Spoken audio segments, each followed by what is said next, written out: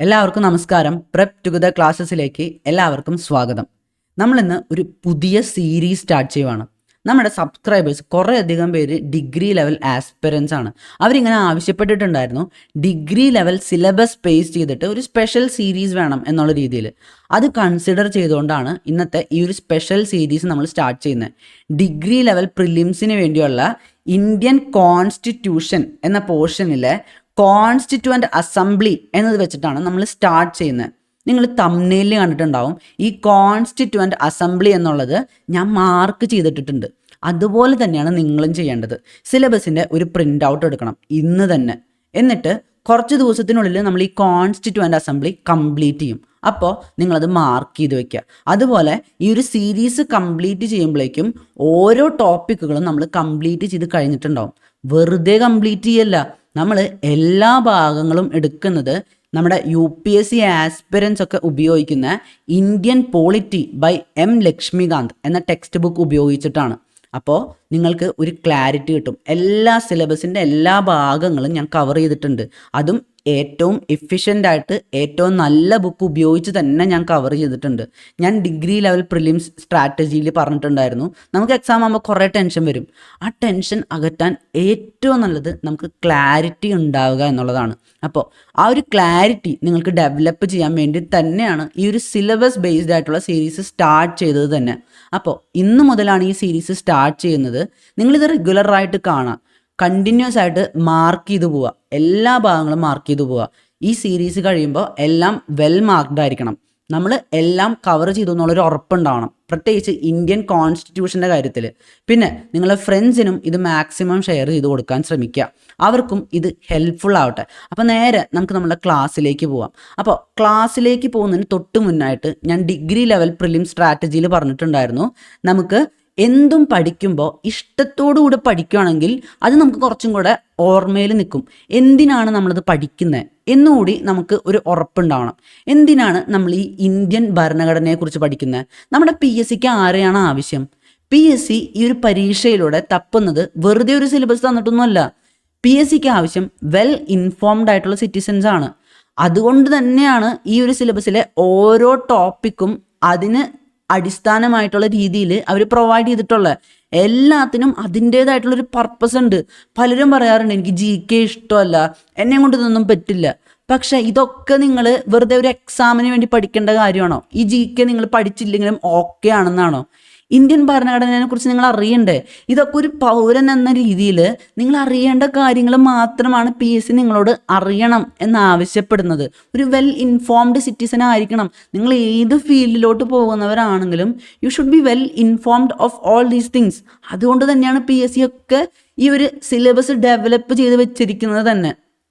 ഇപ്പോൾ ഈ ഇന്ത്യൻ ഭരണഘടനയുടെ കാര്യം നമുക്ക് നോക്കാം. ഇന്ത്യൻ ഭരണഘടന നമുക്കൊക്കെ ഇങ്ങനെ ഇരുന്ന് സംസാരിക്കാനും പുറത്തൊക്കെ പോകാനും ജോലിയിലൊക്കെ ഏർപ്പെടാനൊക്കെ പറ്റുന്നത് എന്തുകൊണ്ടാണ്? ഇവിടെ കുറേ അധികം പാർട്ടികൾ ഭരണത്തിൽ വന്നു അല്ലേ?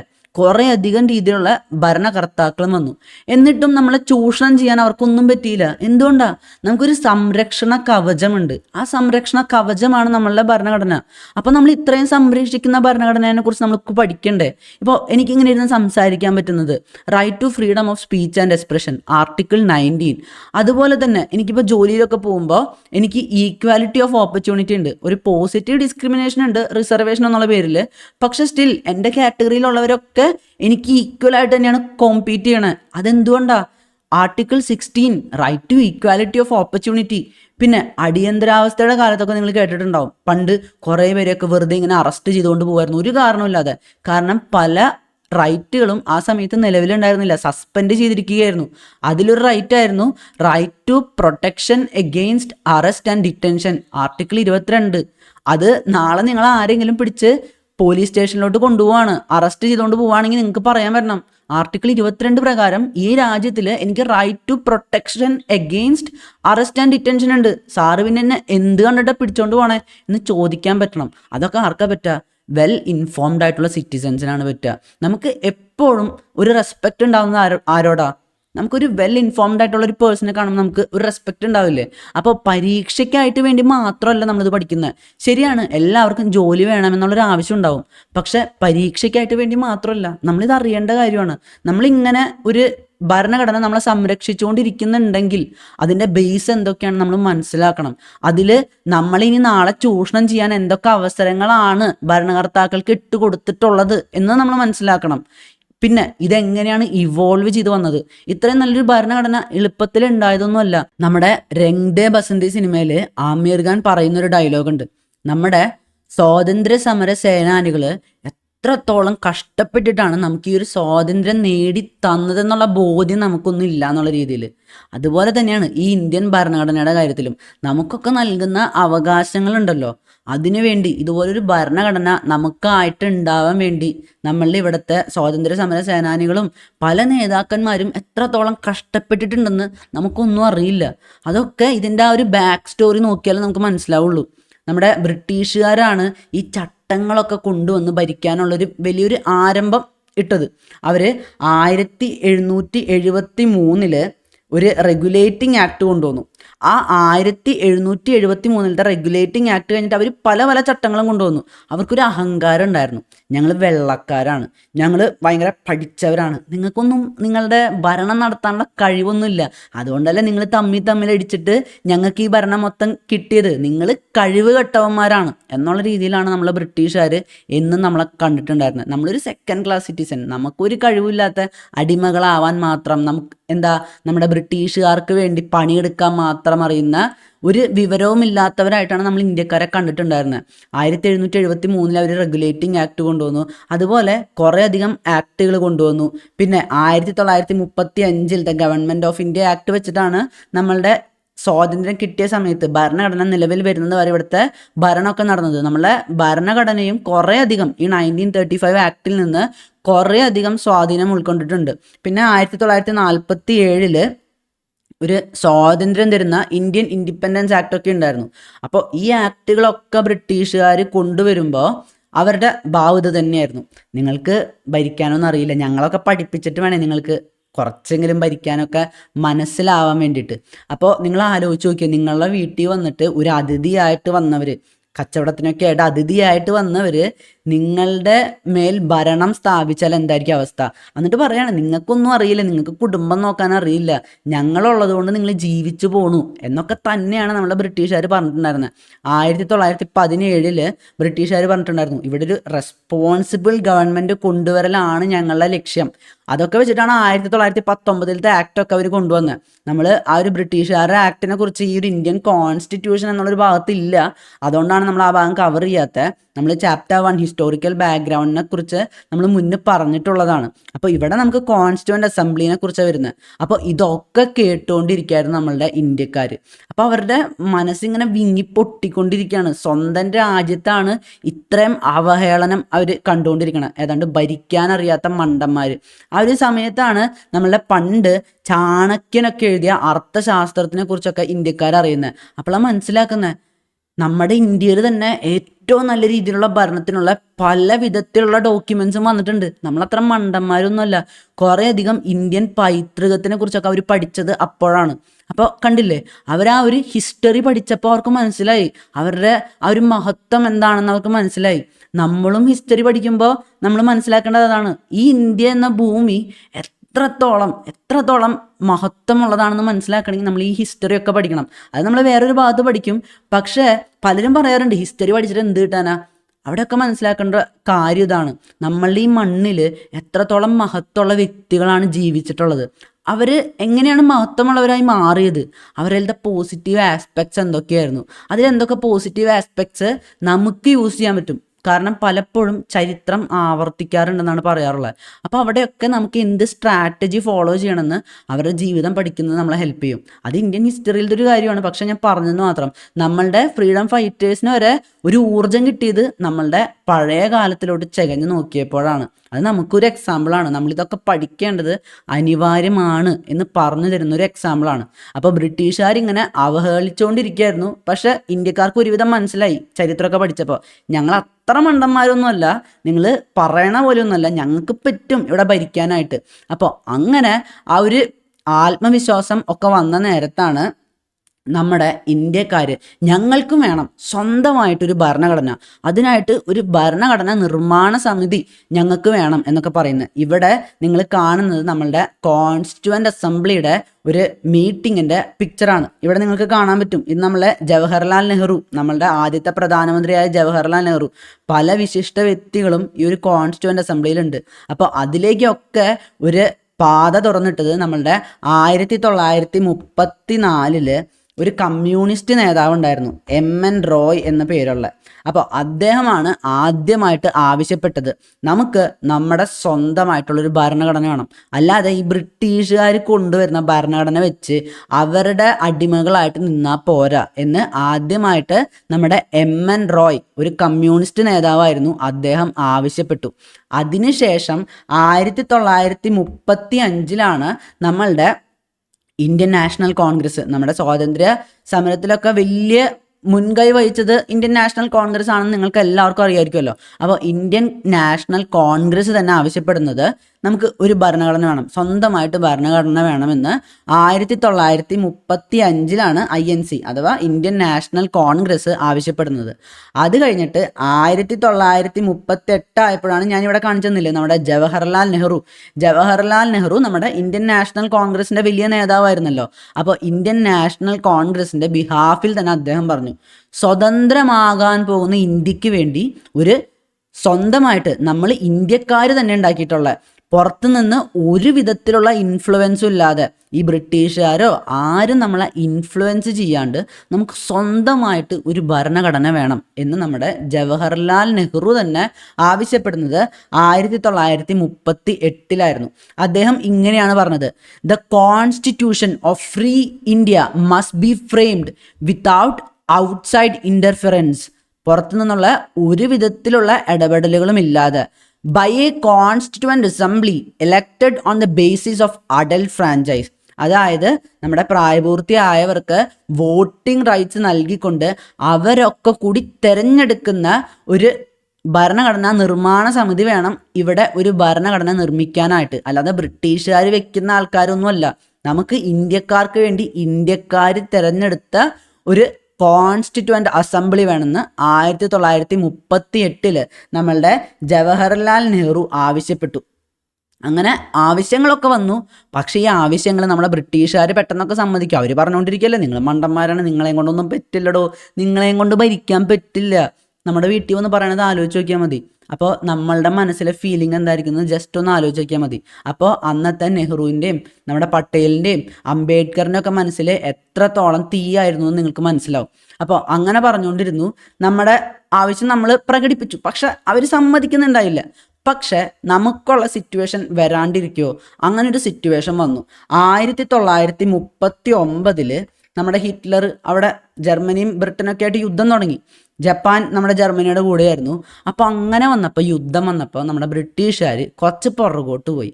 കാരണം ഒന്നാമതേ ഹിറ്റ്ലർ അത്യാവശ്യം അടിപൊളി യുദ്ധം ചെയ്യുന്ന ആളാണ്.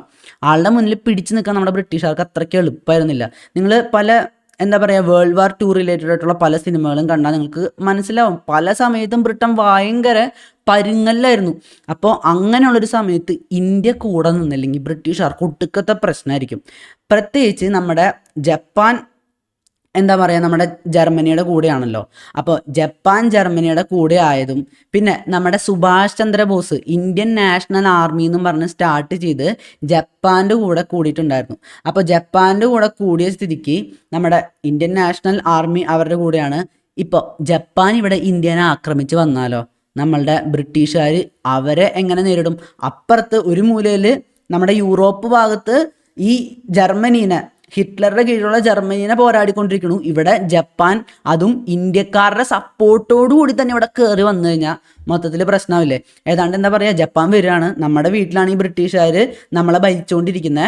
അപ്പോൾ നമ്മൾ ജപ്പാൻകാർക്ക് വാതിൽ തുറന്നു കൊടുക്കുകയാണ്, മച്ചാനെ വാ, ഇങ്ങോട്ട് വാ, ഈ ബ്രിട്ടീഷുകാരെ ഇവിടെ നിന്ന് അടിച്ചോടിച്ച് കളയെ എന്ന് പറഞ്ഞു കഴിഞ്ഞാൽ നമ്മുടെ ബ്രിട്ടീഷുകാർക്ക് പ്രശ്നമാവും അല്ലേ? അപ്പോൾ ബ്രിട്ടീഷുകാർ തീരുമാനിച്ചു, ഇന്ത്യക്കാരോട് കുറച്ചൊക്കെ നമുക്ക് വിട്ടുവീഴ്ചയാവാം അല്ലേ? നമ്മൾ ഈവൻ നോർത്ത് ഈസ്റ്റിലൊക്കെ നമ്മളുടെ സുഭാഷ് ചന്ദ്രബോസ് ഓൾമോസ്റ്റ് എത്തിച്ചേർന്നിട്ടുണ്ടായിരുന്നു. ജപ്പാൻ ഓൾമോസ്റ്റ് ക്രോസ് ചെയ്തു. പിന്നെ ജപ്പാന് നമ്മൾ അത്യാവശ്യം പണി തന്നു കേട്ടോ. സുഭാഷ് ചന്ദ്രബോസിനെ വലിയ വിലയൊന്നും വെച്ചില്ല. സുഭാഷ് ചന്ദ്രബോസിന് നമ്മൾക്കൊരു ആവശ്യം ഉണ്ടായിരുന്നു, ഇന്ത്യക്കൊരു സ്വാതന്ത്ര്യം വേണം എന്നുള്ള രീതിയിൽ. ജപ്പാൻ മാക്സിമം നമ്മളെ പണി വെക്കാനൊക്കെ നോക്കി, അത് വേറൊരു കാര്യം. പക്ഷേ ജപ്പാൻ ഓൾമോസ്റ്റ് കയറി വന്നു നോർത്ത് ഈസ്റ്റ് വഴി. അപ്പോൾ ബ്രിട്ടീഷുകാർ കൂടുതൽ കൂടുതൽ പേടിയിലായി. അയ്യോ ഇത് പെടുട്ടോ, ഇന്ത്യക്കാരെങ്ങാനും അവരുടെ കൂടെ നിന്ന് കഴിഞ്ഞാൽ നമ്മൾ പെട്ടു, ഹിറ്റ്ലറിനെ തന്നെ പിടിച്ചു നിർത്താൻ പറ്റുന്നില്ല, ഇതും കൂടി ആയിക്കഴിഞ്ഞാൽ പ്രശ്നമാവും. അങ്ങനെയാണ് നമ്മളുടെ ബ്രിട്ടീഷുകാർ നമ്മുടെ ആവശ്യങ്ങളൊക്കെ ചെറുതായിട്ട് ചെറുതായിട്ട് സമ്മതിച്ചു തുടങ്ങണം. ആലോചിച്ച് നോക്കിയാൽ മതി, നമ്മൾ ആ വാതിൽ തുറന്നു കൊടുക്കുമെന്ന് പറഞ്ഞുകൊണ്ടിരിക്കുകയാണ്. അപ്പോൾ ബ്രിട്ടീഷുകാർ പറയാണ്, അയ്യോ വാതിൽ തുറന്നു കൊടുക്കല്ലേ, നിങ്ങൾക്ക് എന്താ വേണ്ടത് അത് ഞങ്ങൾ തരാം. അങ്ങനെയാണ് നമ്മളുടെ മുന്നിൽ പല ഓഫേഴ്സും അവർ വെക്കണത്. അപ്പോൾ അങ്ങനെ ആദ്യമായിട്ട്, അതെ നിങ്ങൾക്കൊരു ഭരണഘടന വേണമെന്നല്ലേ നിങ്ങൾ പറഞ്ഞുള്ളൂ, അത് ഞങ്ങൾ തരാട്ടോ. ഞങ്ങൾ ആദ്യമായിട്ട് തരാനുള്ള ആ ഒരു ഓഫർ തരുന്നത് ഓഗസ്റ്റ് ഓഫറിലൂടെയാണ്. ഓഗസ്റ്റ് ഓഫർ 1940 അപ്പോൾ അങ്ങനെ സംഭവിച്ചു, നിങ്ങൾക്കൊരു ഭരണഘടന തരാം. പക്ഷെ ഭരണഘടന തരാം, ഈ നെഹ്റു പറഞ്ഞ പോലെ ഇന്ത്യക്കാരാണ് എലക്ട് ചെയ്യേണ്ടത്. അങ്ങനെ കുറേ ഫാക്ടേഴ്സ് ഉണ്ടായിരുന്നു. നമ്മളുടെ കയ്യിൽ കുറേ ആവശ്യങ്ങളുണ്ടായിരുന്നു. ഇന്ത്യക്കാരായിരിക്കണം, പുറത്തു നിന്നുള്ളവരൊന്നും ഈ ഭരണഘടനാ നിർമ്മാണ സമിതിയിൽ ഉണ്ടാവരുത്. അങ്ങനെ ചില ആവശ്യങ്ങളെ ഓരോ ഓഫറിലും നിറവേറിപ്പോയുള്ളൂ. അപ്പോൾ ബ്രിട്ടീഷുകാർ നമ്മുടെ മുന്നിൽ ജപ്പാൻകാരൊക്കെ വരുന്നു എന്ന് കണ്ടപ്പോൾ ഓരോ ഓഫർ വെച്ചുകൊണ്ടിരിക്കുകയാണ്. അപ്പോൾ ആദ്യത്തെ ഓഫർ എന്തായിരുന്നു? August offer. ഓഗസ്റ്റ് ഓഫർ ആയിരുന്നു ആദ്യത്തെ ഓഫർ. നമുക്ക് ഭരണഘടന തരാം, നിങ്ങൾ ഒന്ന് പിടിച്ച് നിൽക്ക്, ഞങ്ങളുടെ കൂടെ നിന്ന് നിൽക്ക് എന്ന് പറഞ്ഞ ഒരു ഓഫറായിരുന്നു ഓഗസ്റ്റ് ഓഫർ. അങ്ങനെ ഓഗസ്റ്റ് ഓഫർ കഴിഞ്ഞു, അത് നമ്മൾ ഫുള്ളായിട്ട് സമ്മതിച്ചില്ല. എന്തായാലും നമുക്ക് ഭരണഘടന കിട്ടും എന്നുള്ളത് ചെറിയൊരു ഉറപ്പൊക്കെ കിട്ടി തുടങ്ങി. അതിനുശേഷം 1942 അവർ സ്റ്റഫോർഡ് ക്രിപ്സ് എന്ന് പറഞ്ഞിട്ട് ഒരു മെമ്പർ ഓഫ് ക്യാബിനറ്റിനെ നമ്മുടെ ഇന്ത്യയിലോട്ട് അയച്ചു. അവരോട് പോയിട്ടൊന്ന് സംസാരിക്കുക, അവരുടെ ആവശ്യങ്ങളൊക്കെ ഒന്ന് കേട്ടറിഞ്ഞിട്ട് എന്താണ് അവർക്ക് വേണ്ടതെന്നൊന്ന് മനസ്സിലാക്കി വാ എന്നും പറഞ്ഞിട്ട് നമ്മുടെ ക്രിപ്സേട്ടനെ വിട്ടു. അങ്ങനെ ക്രിപ്സേട്ടനെ വിട്ടു. പക്ഷെ ക്രിപ്സേട്ടൻ എന്താണെന്നറിയോ, ഇവിടെ വേറൊരു പ്രശ്നം ഉണ്ടായിരുന്നു.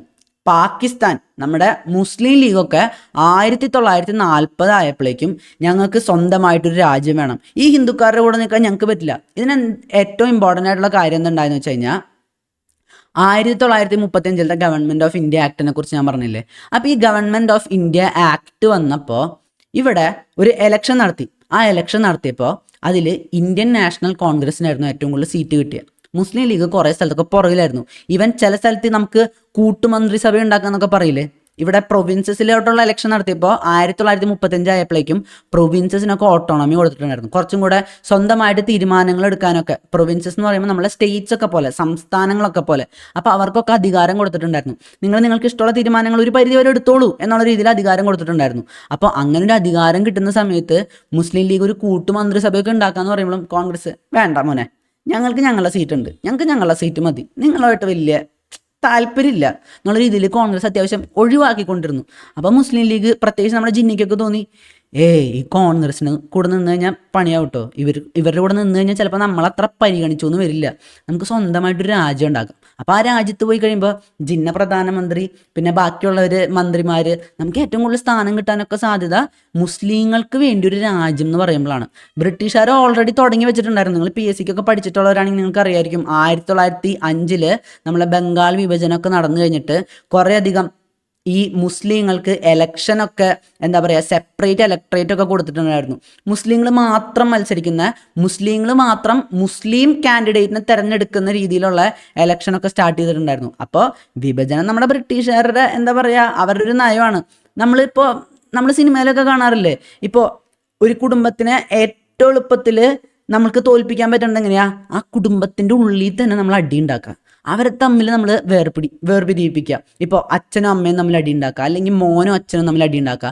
അതുപോലെയായിരുന്നു മുസ്ലിം ലീഗുകാരെ അവർ എന്താ പറയുക മാക്സിമം പ്രീണിപ്പിച്ചിട്ട് മുസ്ലിങ്ങളും ഹിന്ദുക്കാരും തമ്മിൽ അടി ഉണ്ടാക്കിയപ്പോൾ ബ്രിട്ടീഷുകാർക്ക് ഒരു തലവേദന ഒഴിവായി നിൽക്കുമായിരുന്നു. അപ്പോൾ പക്ഷെ ജിന്ന എന്ത് ചെയ്തു, എന്നാൽ ഞങ്ങൾക്ക് സ്വന്തമായിട്ട് രാജ്യം തന്നെ വേണം എന്നുള്ള രീതിയിൽ ആവശ്യപ്പെട്ട് തുടങ്ങി. അങ്ങനെയാണ് ഈ മുസ്ലിം ലീഗ് പാകിസ്ഥാൻ ആവശ്യം വരുന്നത്. അപ്പോൾ 1942 നമ്മളെ ക്രിപ്സ് ഇവിടെ മിഷനുമായിട്ട് വന്നപ്പോൾ മുസ്ലിം ലീഗ് പറഞ്ഞു, ഞങ്ങളുടെ പാകിസ്ഥാൻ എന്നുള്ളത് സമ്മതിക്കാണ്ട് ഞങ്ങൾ സമ്മതിക്കില്ല, ഞങ്ങൾ ഇതിനൊന്നും സമ്മതിക്കില്ല, ഞങ്ങൾ കൂടെ നിൽക്കാൻ പോകുന്നില്ല, നിങ്ങൾ ഈ ഒരു ഓഫറൊക്കെ കൊണ്ടുവന്നാൽ ഞങ്ങൾ സമ്മതിക്കില്ല എന്ന് പറഞ്ഞു നിന്നു. ഇവർക്ക് വേറൊരു കാര്യം കൂടി ഉണ്ടായിരുന്നു. പാകിസ്ഥാനായിട്ട് വിഭജിച്ച് കഴിഞ്ഞാൽ ഇന്ത്യ പാകിസ്ഥാൻ രണ്ടാൾക്കാരായി മാറില്ലേ. അപ്പോൾ രണ്ടായി പിളർന്ന് കഴിയുമ്പോൾ ഇവർ രണ്ട് ശക്തികളായിട്ട് മാറില്ലേ. ഇവരെ രണ്ടുപേരും ഒരുമിച്ച് നിർത്തിയാലേ ബ്രിട്ടീഷുകാർക്ക് ഈ യുദ്ധമൊക്കെ നടക്കുമ്പോൾ ഒരു സ്ട്രെങ്ത് ഉള്ളൂ. രണ്ടായി പോയി കഴിഞ്ഞ് ഇവർ മറുകണ്ടം ചാടിക്കഴിഞ്ഞ് കഴിഞ്ഞാൽ പ്രശ്നമാവും. മറ്റവരുടെ ടീമിൽ കയറിപ്പോയി കഴിഞ്ഞാൽ പ്രശ്നമായിരിക്കും. കാരണം അന്നറിയില്ലല്ലോ സെക്കൻഡ് വേൾഡ് വാർ കഴിഞ്ഞിട്ട് എന്താണ് ഉണ്ടാവാൻ പോണെന്നൊന്നും നമ്മളെ ബ്രിട്ടീഷുകാർക്ക് അറിയില്ല. നിങ്ങൾ ആലോചിച്ച് നോക്കിയാൽ കൊറോണയൊക്കെ നടന്ന സമയത്ത് കൊറോണയുടെ എൻഡിലൊക്കെ എന്താ നടക്കാൻ പോണെന്നൊക്കെ നമുക്ക് അറിയുമായിരുന്നു. അപ്പോൾ ബ്രിട്ടീഷുകാർ മാക്സിമം ഒരു എന്താ പറയുക, കുറച്ച് കെയർഫുള്ളായിട്ട് പോകാനാണ് അവർ ശ്രമിച്ചിരുന്നത്. അല്ലാതെ അയ്യോ നമ്മുടെ ഇന്ത്യ പിളർന്നു പോവുമല്ലോ എന്നുള്ള വിഷമം കൊണ്ടൊന്നുമല്ല അവർ സമ്മതിച്ചില്ല. അങ്ങനെ പിളർത്താൻ പറ്റില്ല, ഇന്ത്യൻ ഒറ്റ രാജ്യമായിട്ട് ഞങ്ങൾ തരുള്ളൂ എന്ന് നമ്മളെ സ്റ്റാഫോർഡ് ക്രിപ്സ് പറഞ്ഞു. അങ്ങനെ ആ ഓഫർ സമ്മതിച്ചില്ല. അങ്ങനെ കുറേ ഓഫറുകൾ ഉണ്ടായിരുന്നു, ഷിംല ഓഫർ, അങ്ങനെ പല പ്ലാനുകളും വന്നു. കാരണം ബ്രിട്ടീഷുകാർക്ക് കൂടെ നിർത്തണം, പക്ഷെ അവരുടെ അഡ്വാൻറ്റേജിന് വേണ്ടി ഈ നമ്മുടെ ഇന്ത്യ എന്ന കുടുംബത്തിൻ്റെ ഉള്ളിൽ ഉണ്ടാക്കിയ അടി ഇപ്പം അവർക്ക് തന്നെ ചെറിയൊരു പ്രശ്നമായിട്ട് നിൽക്കുകയാണ്. കാരണം ഇവർ പറയണത് വീട് ഭാഗം വെക്കണം എന്നാണ്. അങ്ങനെ രീതിയിൽ നിൽക്കണ നേരത്ത് അങ്ങനെ ക്രിപ്സേട്ടൻ പോയി, പല മിഷനുകളും വന്നു. പിന്നെ ഒരു ക്യാബിനറ്റ് മിഷൻ വന്നു. ക്യാബിനറ്റ് മിഷൻ വന്നപ്പോഴാണ് നമ്മളുടെ ജിന്നൊക്കെ ഒരുവിധം സമ്മതിച്ചത്. അവിടെയും ഈ പാകിസ്ഥാൻ എന്നുള്ളതൊന്നും സമ്മതിച്ചു കൊടുത്തില്ല. പക്ഷെ സ്റ്റിൽ ജിന്ന പറഞ്ഞു, എത്രാന്ന് വെച്ചാടോ ഇവരുടെ കൂടെ ഇങ്ങനെ എന്താ പറയുക മാറ്റി മാറ്റി പറഞ്ഞുകൊണ്ടിരിക്കണേ, നമുക്കിതൊന്നും സമ്മതിക്കാം. എന്നിട്ട് നമുക്ക് ഈ ഒരു ക്യാബിനറ്റ് മിഷൻ സമ്മതിച്ചു കഴിയുമ്പോൾ ഒരു അസംബ്ലി ഒക്കെ ഉണ്ടാക്കി, അതുപോലെ തന്നെ അതിന് ഒരു ഭരണത്തിൻ്റെ ലെവലിലുള്ള കാര്യങ്ങളൊക്കെ വരുമല്ലോ. ഒരു എക്സിക്യൂട്ടീവ് കൗൺസിലിനെ കുറിച്ചൊക്കെ പറഞ്ഞിട്ടുണ്ടായിരുന്നു. അപ്പോൾ ചെറിയൊരു ഭരണമൊക്കെ കിട്ടിക്കഴിയുമ്പോൾ നമുക്ക് മാക്സിമം ബുദ്ധിമുട്ടിച്ചിട്ട് പാകിസ്ഥാൻ വേണം എന്നുള്ള രീതിയിലോട്ട് തന്നെ ആക്കിയെടുക്കാമെന്നൊക്കെ നമ്മുടെ ജിന്ന പറഞ്ഞു. അങ്ങനെയാണ് ക്യാബിനറ്റ് മിഷൻ പ്ലാൻ ഇവിടെ സമ്മതിക്കണം. അപ്പോൾ ഇവിടെ എന്തൊക്കെ ഓഫർ വന്നു? ഓഗസ്റ്റ് ഓഫർ വന്നു. ഓഗസ്റ്റ് ഓഫറിൽ നമുക്ക് ഭരണഘടന തരാമെന്ന് പറഞ്ഞു. അതിനുശേഷം നമ്മുടെ ക്രിപ്സ് മിഷൻ വന്നപ്പോൾ ക്രിപ്സ് മിഷനോട് പറഞ്ഞു, പാകിസ്ഥാനില്ലാണ്ട് ഞങ്ങൾക്ക് ഒരു വിധത്തിലുള്ള സെറ്റിൽമെൻറ്റും ഇല്ല എന്ന് നമ്മുടെ ജിന്ന പറഞ്ഞിട്ട് മാറി നിന്നു. അതിനുശേഷം ക്യാബിനറ്റ് മിഷൻ വന്നപ്പോഴും ഈ ഒരു പാകിസ്ഥാൻ സമ്മതിച്ചില്ലെങ്കിലും ജിന്ന വിചാരിച്ചു ഈ എക്സിക്യൂട്ടീവ് കൗൺസിലൊക്കെ ഉള്ളപ്പോൾ കുറച്ച് ഭരണമൊക്കെ കിട്ടുമല്ലോ, അപ്പോൾ ഭരണമൊക്കെ കിട്ടിക്കഴിയുമ്പോൾ തനി നിറം കാണിക്കാം എന്നുള്ള രീതിയിൽ ജിന്ന അങ്ങോട്ട് തീരുമാനിച്ചു. അങ്ങനെയാണ് ഇവിടെ കോൺസ്റ്റിറ്റ്യൂവൻ്റ് അസംബ്ലി വരാമെന്ന് അങ്ങോട്ട് തീരുമാനമാണ്. കാരണം ഇതുവരെ ബ്രിട്ടീഷുകാർ നമ്മുടെ ആവശ്യം അംഗീകരിക്കില്ല, ബ്രിട്ടീഷുകാർ നമ്മുടെ ആവശ്യം അംഗീകരിച്ച് കഴിയുമ്പോൾ പാകിസ്ഥാൻ ആവശ്യമായിട്ട് നമ്മുടെ ജിന്ന വരും. അങ്ങനെ മാറി മാറി പൊയ്ക്കൊണ്ടിരിക്കുമായിരുന്നു. അങ്ങനെ അവസാനം ക്യാബിനറ്റ് മിഷൻ വഴി ഇവിടെ കോൺസ്റ്റിറ്റ്യൂവൻ്റ് അസംബ്ലി ഉണ്ടാവാന്നുള്ളൊരു തീരുമാനം ഉണ്ടായി. ഇവിടെ നിങ്ങൾ ഓർക്കേണ്ടത് ക്യാബിനറ്റ് മിഷൻ വഴിയാണ് കേട്ടോ ഇവിടെ കോൺസ്റ്റിറ്റ്യൂവൻ്റ് അസംബ്ലി ഉണ്ടാവാന്നുള്ള തീരുമാനം എടുത്തത്. ഇനി അത് കഴിഞ്ഞാൽ പിന്നെ നമുക്ക് വരുന്നത് കമ്പോസിഷൻ ഓഫ് ദ കോൺസ്റ്റിറ്റ്യൂവൻ്റ് അസംബ്ലിയാണ്. അപ്പോൾ കമ്പോസിഷനാണ് നമ്മളുടെ അടുത്ത ടോപ്പിക്ക്. അപ്പോൾ ഒരു ജൂൺ ടൈമിലാണ് നമ്മളുടെ എലക്ഷനൊക്കെ നടക്കുന്നത്. അതിനുശേഷം നവംബർ 1946 ഇവിടുത്തെ കോൺസ്റ്റിറ്റ്യൂവൻ്റ് അസംബ്ലി നിലവിൽ വരുന്നത്. അപ്പോൾ നിങ്ങളൊന്ന് ആലോചിച്ച് നോക്കിയേ, 1934 MN റോയ് ആവശ്യപ്പെടുന്നു. അതിനുശേഷം 1935 നമ്മുടെ ഇന്ത്യൻ നാഷണൽ കോൺഗ്രസ് ആവശ്യപ്പെടുന്നു. അതും കഴിഞ്ഞ് നമ്മുടെ നെഹ്റു 1938 ആവശ്യപ്പെടുന്നു. പിന്നെ ഒരു വേൾഡ് വാർ വരുന്നു. അപ്പോൾ ബ്രിട്ടീഷുകാർ സമ്മതിച്ച് തുടങ്ങുന്നു. 1940 ഓഗസ്റ്റ് ഓഫർ, 42 ക്രിപ്സ് മിഷൻ, അത് കഴിഞ്ഞ് പല പല ഓഫർ. അവസാനം ക്യാബിനറ്റ് മിഷൻ സമ്മതിച്ച് ഇവിടെ കോൺസ്റ്റിറ്റ്യൂവൻ്റ് അസംബ്ലി എന്നൊരു സ്വപ്നം നിറവേറാറായപ്പോഴേക്കും 1946 നവംബർ 1946 നമ്മളെ കോൺസ്റ്റിറ്റ്യൂവൻ്റ് അസംബ്ലി ഇവിടെ ഫോം ചെയ്യുന്നത്. ജൂലൈ പീരീഡിലായിരുന്നു ഇവിടെ എലക്ഷൻ നടന്നത്. അപ്പോൾ നമ്മുടെ കോൺസ്റ്റിറ്റ്യൂവൻ്റ് അസംബ്ലിയിലോട്ട് ആരൊക്കെ തിരഞ്ഞെടുത്ത് നമുക്ക് അറിയണ്ടേ? വെറുതെ നമ്മുടെ നെഹ്റു പറഞ്ഞ പോലെ തന്നെയാണോ എല്ലാവരെയും എന്താ പറയുക വോട്ട് ചെയ്ത് നമ്മുടെ ജനങ്ങൾ തിരഞ്ഞെടുത്ത പ്രതിനിധികളാണോ നമുക്ക് ഈ ഭരണഘടനയൊക്കെ ഉണ്ടാക്കി തന്നിട്ടുള്ളത്? അതോ ബ്രിട്ടീഷുകാർ കൊണ്ടുവന്ന് വെച്ച ആൾക്കാരാണോ? എങ്ങനെയാണ് നമ്മുടെ ഭരണഘടന നിർമ്മിക്കാനുള്ള ആൾക്കാരൊക്കെ തിരഞ്ഞെടുത്തത്? ഇത് നമ്മൾ അറിയണ്ടേ? നമ്മൾ ഇന്നും നമുക്ക് സംരക്ഷണം നൽകുന്ന, നമ്മുടെ രാജ്യത്ത് ഇന്നും ഭരണം നടത്തുന്ന ആ ഭരണഘടന എങ്ങനെയാണ് നിലവിൽ വന്നത്, ആരൊക്കെയാണ് അതിൽ പങ്ക് വഹിച്ചത് എന്നുള്ളതാണ് നമ്മളിനി നോക്കാൻ പോകുന്നത്. അതിലോട്ടുള്ള ആൾക്കാരെ എങ്ങനെ തിരഞ്ഞെടുത്തത് എന്നാണ് നമ്മൾ നോക്കാൻ പോകുന്നത്. അപ്പോൾ ആ ഒരു ഫീച്ചേഴ്സ് നമ്മൾ നോക്കണമെങ്കിൽ ആദ്യത്തെ ഫീച്ചറായിട്ട് വരുന്നത് നമ്മുടെ ഈ കോൺസ്റ്റിറ്റ്യൂവൻ്റ് അസംബ്ലി ഉണ്ടല്ലോ, നമ്മുടെ ഭരണഘടനാ നിർമ്മാണ സമിതി. ആ നിർമ്മാണ സമിതിയിൽ 389 ആൾക്കാരാണ് ഉണ്ടായിരുന്നത്. ഈ 389 ആൾക്കാരെന്ന് പറയുമ്പോൾ ഇതിൽ രണ്ട് തരത്തിലുള്ള ഏരിയയിൽ നിന്ന് വരുന്നുള്ള ആൾക്കാരുണ്ട്. ഒന്നാമത്തേന്ന് വെച്ച് കഴിഞ്ഞാൽ നമ്മുടെ ബ്രിട്ടീഷ് പ്രൊവിൻസസ്. ഇതെന്ന് പറയുന്നത് നമ്മളുടെ ബ്രിട്ടീഷുകാർ നേരിട്ട് ഭരിക്കുന്ന ഏരിയകളാണ്. ഇവിടെ ബ്രിട്ടീഷുകാർ നേരിട്ട് ഭരിക്കുന്ന കുറേ പ്രദേശങ്ങളുണ്ടായിരുന്നു. നമ്മുടെ മദ്രാസ്, അവിടെയൊക്കെ നമ്മുടെ ബ്രിട്ടീഷുകാരുടെ ഗവർണർ ഒക്കെ നിന്നിട്ടാണ് ഭരണം നടത്തിയിരുന്നത്. അവിടെ നിന്നാണ് ഒരു 296 പേര് വന്നത്. ഇതിൽ 292 പേര് നമ്മളുടെ സംസ്ഥാനങ്ങളൊക്കെ പോലെ ഗവർണേഴ്സ് പ്രൊവിൻസസും, പിന്നെ ഒരു 4 പേര് നമ്മുടെ ഈ യൂണിയൻ ടെറിട്ടറീസ് ഇല്ലേ അതുപോലെയൊക്കെ ചീഫ് കമ്മീഷണേഴ്സ് പ്രൊവിൻസസ് ഉണ്ട്. ആ ചീഫ് കമ്മീഷണേഴ്സ് പ്രൊവിൻസസിൽ നിന്നാണ് ആ 4 പേര് വന്നുകൊണ്ടിരുന്നത്. പിന്നെ ബാക്കി ഒരു 93 ഒഴിവില്ലേ, ഈ 93 ഒഴിവിലോട്ട് ആൾക്കാരെ കൊണ്ടുവന്നത് പ്രിൻസ്ലി സ്റ്റേറ്റ്സിൽ നിന്നാണ്. ഈ പ്രിൻസ്ലി സ്റ്റേറ്റ്സ് എന്ന് പറയുമ്പോൾ രാജഭരണ പ്രദേശങ്ങളാണ്. നമ്മുടെ ഈ തിരുവിതാംകൂർ, കൊച്ചിയൊക്കെ ഉണ്ടായിരുന്നില്ലേ, ഇതൊക്കെ രാജഭരണ പ്രദേശങ്ങളായിരുന്നു. രാജാവാണ് ഇവിടെ ഭരിച്ചുകൊണ്ടിരുന്നത്. നമുക്കറിയാലോ, ശ്രീചിത്ര തിരുനാളിനെ കുറിച്ചൊക്കെ നമ്മൾ കേരള ഹിസ്റ്ററിയിൽ പഠിക്കുന്നതാണ്. അപ്പോൾ ഇവിടെ രാജാവ് ഭരിക്കും, പക്ഷെ ബ്രിട്ടീഷുകാരുടെ അധികാരം ഓൾമോസ്റ്റ് സമ്മതിച്ചിട്ടുണ്ട്. ഞങ്ങൾ അങ്ങോട്ട് പ്രശ്നമൊന്നും ഉണ്ടാക്കില്ല, ഞങ്ങളിവിടെ ഭരിച്ച് പൊക്കോട്ടെ, ഞങ്ങളിവിടെ രാജാക്കന്മാരായിട്ട് ഇവിടെ നിന്ന് അടിപൊളിയായിട്ട് ഭരിച്ച് പൊക്കോട്ടെ എന്ന് പറഞ്ഞിട്ട് ബ്രിട്ടീഷുകാർ സമ്മതിച്ചിട്ടാണ് അവർ ഭരിക്കുന്നത്. അതാണ് ഈ പ്രിൻസ്ലി സ്റ്റേറ്റ്സ് എന്ന് പറയുന്നത്. അപ്പോൾ 93 പേരെ പ്രിൻസ്ലി സ്റ്റേറ്റ്സിൽ നിന്നും 296 പേരെ നമ്മുടെ ബ്രിട്ടീഷുകാർ നേരിട്ട് ഭരിക്കുന്ന ഗവർണർമാർ വഴിയും പിന്നെ ചീഫ് കമ്മീഷണർമാർ വഴിയൊക്കെ ഭരിക്കുന്ന പ്രദേശങ്ങളിൽ നിന്നുമാണ് അവർ തിരഞ്ഞെടുത്തിരുന്നത്. ഇനി ഈ തിരഞ്ഞെടുത്തപ്പോൾ എന്തായിരുന്നു മാനദണ്ഡം? 1 മില്യൺ പോപ്പുലേഷന്, 1 മില്യൺ ആൾക്കാരുള്ള സ്ഥലത്ത് ഒരു സീറ്റ് എന്നുള്ള രീതിയിലായിരുന്നു അവർ ഈ 389 സീറ്റ് എന്നുള്ളത് നിർണയിച്ചത്. അപ്പോൾ ജനസംഖ്യയ്ക്ക് ആനുപാതികമായിട്ടാണ് അവർ ആ ഒരു സീറ്റ് നിർണയം നടത്തിയത്. അപ്പോൾ അതായിരുന്നു നമ്മുടെ രണ്ടാമത്തെ പോയിന്റ്. എല്ലാ പ്രൊവിൻസിലും അതെ, പ്രിൻസ്ലി സ്റ്റേറ്റിലും അതെ, ഈ ഒരു പോപ്പുലേഷൻ വെച്ചിട്ടാണ് ആൾക്കാരെ തിരഞ്ഞെടുത്തത്. ഇനി മൂന്നാമത്തേലോട്ട് വരുമ്പോൾ seats allocated to each British province were to be divided among the 3 principal communities. ഇവിടെ നമ്മൾ നേരത്തെ പറഞ്ഞിട്ടുണ്ടായിരുന്നു മുസ്ലിങ്ങൾക്ക് സെപ്പറേറ്റ് ഇലക്ട്രേറ്റ് കൊടുത്തു എന്നുള്ള രീതിയിൽ. നമ്മൾ ആ ഹിസ്റ്റോറിക്കൽ ബാക്ക്ഗ്രൗണ്ട് ചാപ്റ്റർ 1 നമ്മൾ പഠിക്കുന്ന കാര്യങ്ങൾ തന്നെയാണ്. അപ്പോൾ നമ്മൾ ഈ ഹിസ്റ്റോറിക്കൽ ബാക്ക്ഗ്രൗണ്ടിൽ പറഞ്ഞതുപോലെ സെപ്പറേറ്റ് ഇലക്ട്രേറ്റ്സ് മുസ്ലിങ്ങൾക്ക് ആദ്യം കൊടുത്തു, പിന്നെ സിഖുകാർക്കൊക്കെ കൊടുത്തിട്ടുണ്ടായിരുന്നു. അപ്പോൾ ഈ ഒരു കോൺസ്റ്റിറ്റ്യൂവൻ്റ് അസംബ്ലിയിലോട്ടുള്ള തെരഞ്ഞെടുപ്പ് വന്നപ്പോഴും അവരെന്താ ചെയ്തതെന്ന് വെച്ച് കഴിഞ്ഞാൽ ഇതേ പരിപാടി എടുത്തു. മുസ്ലിങ്ങൾക്ക് കുറച്ച് സീറ്റ് മാറ്റിവെച്ചു, മുസ്ലിങ്ങളുടെ ജനസംഖ്യയ്ക്ക് അനുസരിച്ച് അവർക്ക് ഇത്ര സീറ്റ്, സിഖുകാർക്ക് ഇത്ര സീറ്റ്, പിന്നെ ജനറൽ, നമ്മുടെ ഹിന്ദുക്കളും ക്രിസ്ത്യാനികളും ബുദ്ധന്മാരും എല്ലാവരും കൂടിയിട്ടുള്ള ജനറൽ എന്ന് പറഞ്ഞൊരു സെക്ഷൻ ഉണ്ട്. ആ സെക്ഷന് അവരുടേതായിട്ടുള്ള സീറ്റ്. ഇവിടെ എന്താ കാര്യം എന്ന് വെച്ച് കഴിഞ്ഞാൽ ഈ മുസ്ലിം മെമ്പേഴ്സ് ഇല്ലേ, മുസ്ലിം സീറ്റുകളില്ലേ, മുസ്ലിം സീറ്റുകളിലോട്ട് മുസ്ലിങ്ങൾ മാത്രമാണ് വോട്ട് ചെയ്യുക. അവർ മാത്രമാണ് ഈ മുസ്ലിം സീറ്റുകൾ നിർണ്ണയിക്കുക. ജനറൽ സീറ്റുകളിലോട്ട് ജനറലുകാർ മാത്രം, പിന്നെ സിഖുകാരുടെ സീറ്റിലോട്ട് സിഖുകാർ മാത്രം. ആ ഒരു കാൻഡിഡേറ്റ് മാത്രമല്ല സിഖുകാർ മാത്രമാണ് വോട്ട് വരെ ചെയ്യുക. ഇന്നത്തെ കാലത്ത് ഇപ്പോൾ SC/ST സീറ്റ് എന്ന് പറയുമ്പോൾ ഇപ്പോൾ ഏതെങ്കിലും ഒരു മണ്ഡലം, ഇപ്പോൾ മാനന്തവാടി, വയനാടുള്ള മാനന്തവാടി മണ്ഡലമൊക്കെ ST സീറ്റൊക്കെ ആയിട്ട് വെക്കാറുണ്ട്. അപ്പോൾ അവിടെ ആ ഒരു കാൻഡിഡേറ്റ് എന്താ പറയുക, ആ ഒരു കമ്മ്യൂണിറ്റിയിൽ നിന്നായിരിക്കും, പക്ഷെ വോട്ട് ചെയ്യുന്നത് ജനറൽ ആയിട്ടുള്ള ആൾക്കാരല്ലേ. പക്ഷെ അവിടെ അങ്ങനെയല്ല. അവിടെ കോൺസ്റ്റിറ്റ്യൂവൻ്റ് അസംബ്ലിയുടെ സമയത്ത് ഒരു മുസ്ലിം കാൻഡിഡേറ്റ് ആണ് നിൽക്കണമെങ്കിൽ, മുസ്ലിം റിസർവ്ഡ് സീറ്റ് ആണെങ്കിൽ, സെപ്പറേറ്റ് ഇലക്ട്രേറ്റ് ആണെങ്കിൽ അവിടെ മുസ്ലിങ്ങൾ മാത്രമാണ് തിരഞ്ഞെടുക്കുക. അപ്പോൾ അങ്ങനെയായിരുന്നു ഒരു മൂന്നാമത്തെ പോയിന്റിൽ അവർ പറഞ്ഞിരുന്നത്. പിന്നെ the representatives of each community were to be elected by members of that community in the provincial legislative assembly. അപ്പോൾ ഇവിടെ നമ്മൾ പറഞ്ഞു ഓരോ കമ്മ്യൂണിറ്റിക്കും സെപ്പറേറ്റ് ചെയ്ത് കൊടുത്തിട്ടുണ്ട്. പിന്നെ നെഹ്റു പറഞ്ഞ പോലെ എല്ലാ ജനങ്ങളും നേരിട്ട് തിരഞ്ഞെടുക്കുന്നവരല്ല. നമുക്കിപ്പോൾ നമ്മുടെ സംസ്ഥാനത്ത് നിയമസഭയൊക്കെ ഉണ്ടല്ലേ, നമ്മുടെ രാജ്യസഭയിലോട്ടുള്ള തിരഞ്ഞെടുപ്പിനെ കുറിച്ച് നിങ്ങൾക്കറിയോ?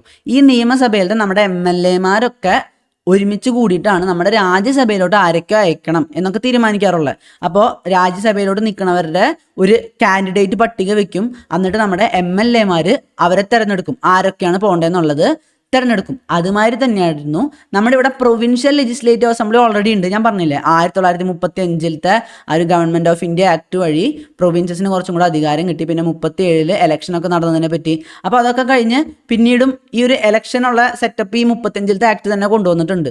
അപ്പോൾ അതുവഴി പ്രൊവിൻഷ്യൽ ലെജിസ്ലേറ്റീവ് അസംബ്ലി മെമ്പേഴ്സ് ഉണ്ടായിരുന്നു. അപ്പോൾ ഈ പ്രൊവിൻഷ്യൽ ലെജിസ്ലേറ്റീവ് അസംബ്ലി മെമ്പേഴ്സ് ആണ് ഈ നമ്മുടെ കോൺസ്റ്റിറ്റ്യൂവൻ്റ് അസംബ്ലിയിലോട്ട് പോണവരെ തിരഞ്ഞെടുത്തിരുന്നത്. അപ്പോൾ നമ്മൾ നമ്മുടെ പ്രൊവിൻഷ്യൽ ലെജിസ്ലേറ്റീവ് അസംബ്ലിയിലോട്ട് നമ്മുടെ MLA-മാരെ പോലെ നമ്മൾ തിരഞ്ഞെടുത്ത് വിടും, അവർ പോയിട്ട് ഈ കോൺസ്റ്റിറ്റ്യൂവൻ്റ് അസംബ്ലിയിലോട്ടുള്ളവരെ തിരഞ്ഞെടുക്കും. ആ ഒരു സ്കീമായിരുന്നു ഉണ്ടായിരുന്നത്. അല്ലാണ്ട് നമ്മുടെ നെഹ്റു പറഞ്ഞതുപോലെ നേരിട്ടുള്ള തിരഞ്ഞെടുപ്പൊന്നും നമ്മുടെ ബ്രിട്ടീഷുകാർ സമ്മതിച്ചില്ല. അപ്പോൾ നാലാമത്തെ പോയിന്റിൽ പറയുന്നുണ്ട്, and voting was to be by the method of proportional representation by means of single transferable vote.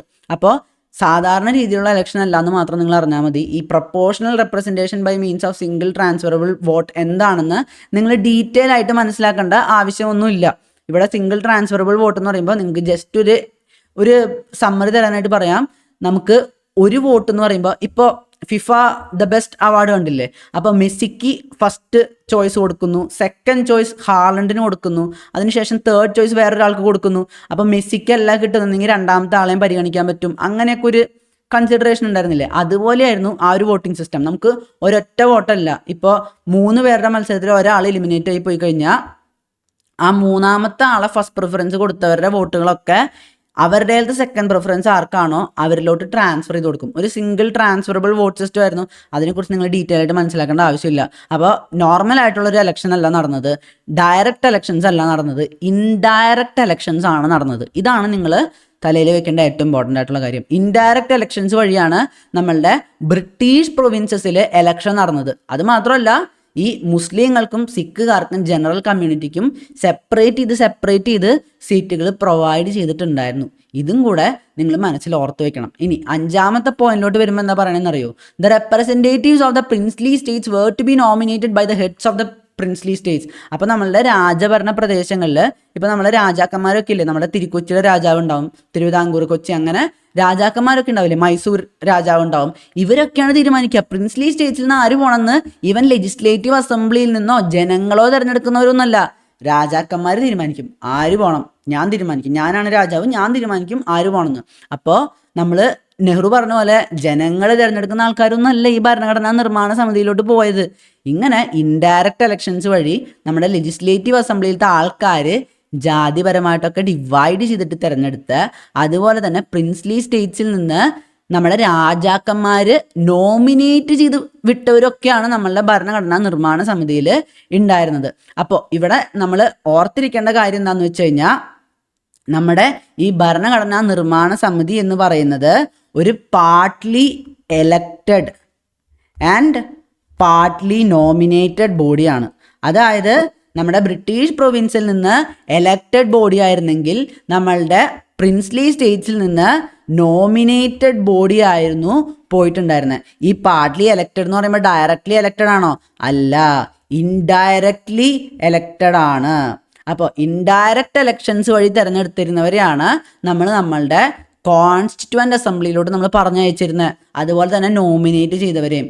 അങ്ങനെ ഒരു നോമിനേഷനും നമ്മുടെ ഇൻഡയറക്റ്റ് എലക്ഷൻസും വഴി ആൾക്കാരെ തിരഞ്ഞെടുത്തപ്പോൾ 296 സീറ്റിൽ ആണ് ആദ്യം മത്സരം നടന്നത്. കാരണം പ്രിൻസ്ലി സ്റ്റേറ്റ്സ് പറഞ്ഞു, ഇവിടെ പാകിസ്ഥാൻ ഇന്ത്യ വിഭജനത്തിനെ പറ്റിയൊക്കെ ഒരു ഉറപ്പായിട്ടില്ലല്ലോ, ഇനിയിപ്പോൾ ഞങ്ങൾ എവിടെയാണ് പോകേണ്ടത്, എങ്ങനെയാണ് നിൽക്കേണ്ടതെന്നൊന്നും ഞങ്ങൾക്കൊരു ഉറപ്പായിട്ടില്ല. അപ്പോൾ ഞങ്ങൾ തൽക്കാലം ഈ ഒരു ഇലക്ഷനിൽ നിൽക്കണില്ല. ഇലക്ഷനിൽ നിൽക്കാനൊന്നുമില്ലല്ലോ, രാജാക്കന്മാർ നിർദ്ദേശിക്കാനല്ലേ ഉള്ളൂ. രാജാക്കന്മാർ പറഞ്ഞു തൽക്കാലം ഞങ്ങളുടെ റെപ്രസെൻറ്റേറ്റീവ്സിനെ അങ്ങോട്ട് അയക്കണില്ല എന്ന് പറഞ്ഞിട്ട് അവർ മാറി നിന്നു. അപ്പോൾ 93 സീറ്റ് പ്രിൻസ്ലി സ്റ്റേറ്റിൽ നിന്നുള്ള സീറ്റ് ഇപ്പോൾ തീരുമാനമായിട്ടില്ലല്ലോ. പിന്നെ ബാക്കി 296 സീറ്റാണുള്ളത്. ഇതിൽ കൂടുതലും ജയിച്ചത് നമ്മുടെ കോൺഗ്രസ് ആയിരുന്നു. കോൺഗ്രസ്സിന് തന്നെയാണ് ഏറ്റവും കൂടുതൽ സീറ്റുകൾ കിട്ടിയത്. അങ്ങനെ കോൺഗ്രസ് മുന്നിട്ട് നിന്നു. പിന്നെ കിട്ടിയത് നമ്മളുടെ മുസ്ലിം ലീഗിനായിരുന്നു. അപ്പോൾ മുസ്ലിം ലീഗിന് സീറ്റ് കുറഞ്ഞു, നിങ്ങൾ കാണുന്നുണ്ടല്ലോ. അപ്പോൾ മുസ്ലിം ലീഗിന് വീണ്ടും സീറ്റ് കുറഞ്ഞപ്പോൾ മുസ്ലിം ലീഗുകാർ എന്ത് വിചാരിക്കും? എന്തായാലും ഇവിടുന്ന് പോയിട്ട് എന്ന കാര്യം, ഈ വീട് ഞങ്ങൾ ഭാഗം വെപ്പിച്ചിരിക്കും, ഞങ്ങൾക്ക് വേറൊരു വീടെടുത്ത് നിന്നാലേ ഞങ്ങൾക്ക് നന്നാവാൻ പറ്റുള്ളൂ, അല്ലാണ്ട് ഇവിടെ ചേട്ടൻ്റെ കാര്യം കേട്ടോണ്ടിരുന്നു കഴിഞ്ഞാൽ ഞങ്ങൾക്ക് ഇവിടെ ഒരിക്കലും നന്നാവാൻ പറ്റില്ല എന്ന് പറഞ്ഞിട്ട് നമ്മുടെ മുസ്ലിം ലീഗുകാർ പറഞ്ഞു ഞങ്ങൾ എന്തായാലും പാകിസ്ഥാൻ വേണം എന്ന് പറഞ്ഞിട്ട് അവർ മൊത്തത്തിൽ അടിയും പിടിയൊക്കെ തുടങ്ങി. അങ്ങനെ നമ്മുടെ കോൺസ്റ്റിറ്റ്യുവൻ്റ് അസംബ്ലി ഏതാണ്ട് ഫോം ചെയ്തു. പക്ഷെ സ്റ്റിൽ ഇവിടെ അടി തന്നെയാണ് നടന്നുകൊണ്ടിരിക്കുന്നത്. പിന്നെ ഒരു 15 സീറ്റ് ഇൻഡിപെൻഡൻസിനും കിട്ടി. 296 സീറ്റിൽ എന്ത് 15 സീറ്റ് അല്ലേ? അങ്ങനെ നമ്മുടെ കോൺസ്റ്റിറ്റ്യുവൻ്റ് അസംബ്ലി അങ്ങോട്ട് ഫോം ചെയ്തു. കോൺസ്റ്റിറ്റ്യുവൻ്റ് അസംബ്ലി ഫോം ചെയ്തിട്ട് അത്യാവശ്യം എല്ലാവരെയും ഉൾപ്പെടുത്തിയിട്ടുണ്ടായിരുന്നു. എല്ലാ രീതിയിലുള്ള നേതാക്കന്മാരുണ്ടായിരുന്നു. നമ്മുടെ നെഹ്റു ഉണ്ടായിരുന്നു, വല്ലഭായ് പട്ടേൽ ഉണ്ടായിരുന്നു, പിന്നെ അംബേദ്കർ ഉണ്ടായിരുന്നു. ആകെ ഇല്ലാണ്ടിരുന്നത് നമ്മുടെ ഗാന്ധിജിയാണ്. ഗാന്ധിജി ഉണ്ടായിരുന്നില്ല. പിന്നെ ഇവിടെ ഇൻഡയറക്റ്റ് ഇലക്ഷൻസ് ഒക്കെ ആയിരുന്നെങ്കിലും ഒരു എല്ലാ സ്ഥലത്തു നിന്നും നമ്മുടെ ബ്രിട്ടീഷ് പ്രൊവിൻസസിൽ നിന്ന് എല്ലാ ഭാഗത്തു നിന്നും ഈ ലെജിസ്ലേറ്റീവ് അസംബ്ലി വഴി തിരഞ്ഞെടുക്കുമ്പോഴും അത്യാവശ്യം എല്ലാവരെയും തിരഞ്ഞെടുക്കുന്നുണ്ടല്ലോ. പിന്നെ സിഖ് മുസ്ലിം ജനറൽ റിസർവേഷൻസും ഉണ്ട്. അപ്പോൾ അതൊക്കെ വെച്ച് നോക്കുമ്പോൾ എല്ലാ ഭാഗത്തു നിന്നും എല്ലാ രീതിയിലുള്ളവരും അത്യാവശ്യം വന്നിട്ടുണ്ടായിരുന്നു. അപ്പോൾ എല്ലാവരും കൂടിച്ചേർന്ന ഒരു സമിതി തന്നെയായിരുന്നു നമ്മളുടെ ഭരണഘടനാ നിർമ്മാണ സമിതി. അങ്ങനെയാണ് നമ്മളുടെ ഭരണഘടനാ നിർമ്മാണ സമിതി നമ്മുടെ നവംബർ 1946 ഫോം ചെയ്യുന്നത്. അപ്പോൾ നമ്മളുടെ ഇന്ത്യക്കാരുടെ കുറേ നാളത്തെ ആഗ്രഹമാണ് ഇതിലൂടെ എന്താ പറയുക, ഫുൾഫിൽ ആയത് അല്ലേ? നമുക്ക് സ്വന്തമായിട്ടൊരു ഭരണഘടന വേണം. അതിലോട്ടുള്ള ഫസ്റ്റ് സ്റ്റെപ്പാണ് ഇപ്പോൾ കഴിഞ്ഞിട്ടുള്ളത്. അങ്ങനെ ഭരണഘടനാ നിർമ്മാണ സമിതി ഫോം ചെയ്തിരിക്കുകയാണ്. ഇനി ആ ഭരണഘടനാ നിർമ്മാണ സമിതി എങ്ങനെയാണ് നമ്മളെ ഭരണഘടന ഉണ്ടാക്കിയത്, ഈ ഭരണഘടനയിലോട്ട് എത്തിച്ചേരുന്നത് പോലെ തന്നെ കഷ്ടപ്പാടാണ് ആ ഭരണഘടനയെ നിർമ്മിക്കുക എന്നുള്ളത്. അത് നമുക്ക് അടുത്ത ക്ലാസ്സിൽ നോക്കാം. അപ്പോൾ ഒരു അടിപൊളി സ്റ്റോറി തന്നെയാണിത്. അപ്പോൾ നമുക്ക് അടുത്ത ക്ലാസ്സുമായിട്ട് കാണുന്നവരെ ബൈ.